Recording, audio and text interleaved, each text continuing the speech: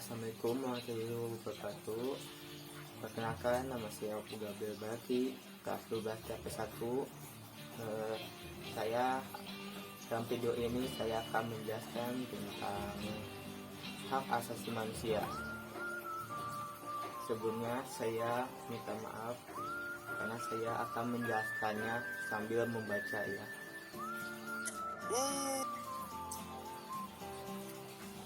Hak asasi manusia atau yang disebut dengan HAM adalah sebuah konsep hukum dan normatif yang menyatakan bahwa manusia memiliki hak yang melekat pada dirinya karena dia adalah seorang manusia, dan hak asasi manusia berlaku kapan saja dan di mana saja dan kepada siapa saja, sehingga sifatnya yaitu universal. Hak asasi manusia bersifat subjektif dan artian selalu ada yang menjadi pemilik hak. Setiap hak yang memiliki objek, misalnya kebebasan berkumpul,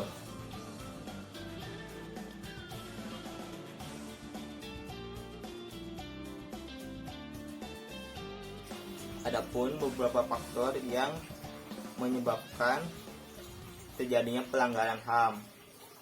Apakah kalian tahu? Kurang tahu. Ada dua jenis faktor yang dapat menyebabkan terjadinya pelanggaran HAM. Yang pertama adalah faktor internal dan yang kedua adalah faktor eksternal. Macam-macam faktor internal adalah pertama, sikap egois. Sikap egois pada pelaku pelanggaran HAM membuat ia merasa kepentingannya adalah yang utama, sehingga ia melanggar HAM orang lain untuk kepentingan dirinya.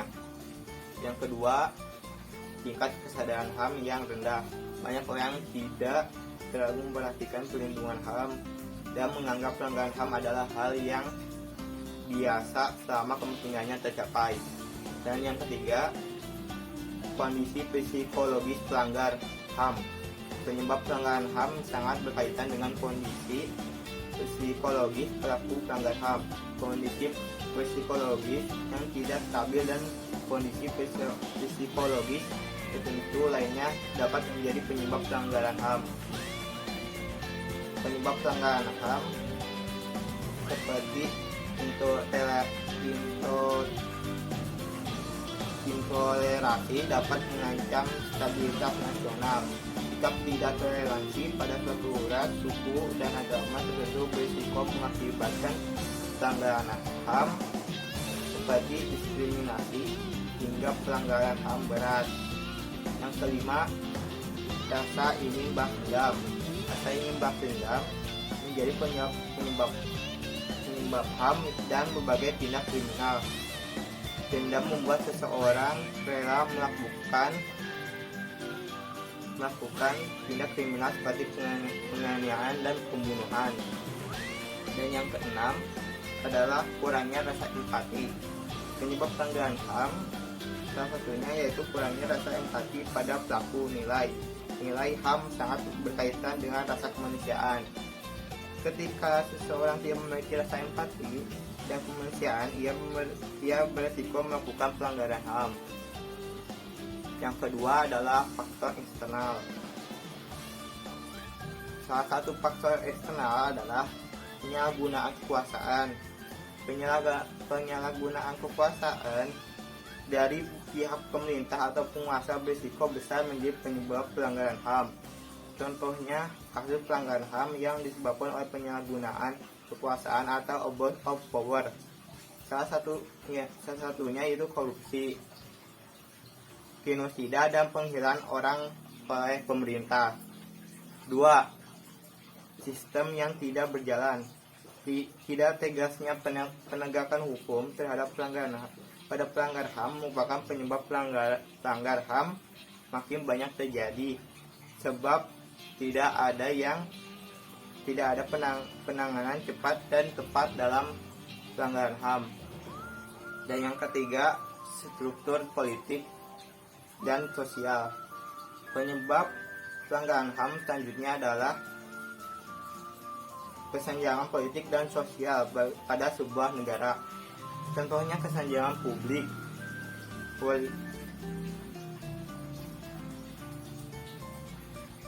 contohnya kesenjangan politik dan sosial pada sebuah negara, yaitu tata kelola pemerintah yang salah dan berkesan abai dengan segala hal yang terjadi di masyarakat. Keempat, masalah ekonomi. Masalah ekonomi merupakan sumber penyebab terjadinya tindak pelanggar HAM. Kesenjangan ekonomi yang tinggi berisiko menyebabkan pelaku melakukan pelanggaran HAM seperti perampokan, mencuri, dan perampasan. 5. Kurangnya sosialisasi. Sosialisasi mengenai pentingnya penegakan dan perlindungan HAM sangat penting untuk mencegah pelanggaran HAM. Kurangnya pemahaman akan HAM berisiko membuat pelanggaran HAM ringan hingga berat semakin banyak terjadi. Dan yang keenam, penyalahgunaan teknologi. Komputerisasi besar melahirkan dampak negatif seperti penyalahgunaan teknologi berupa tindak kejahatan seperti pembobolan dompet elektronik, pembobolan data pribadi dan masyarakat, dan juga bisa terjadi perundungan.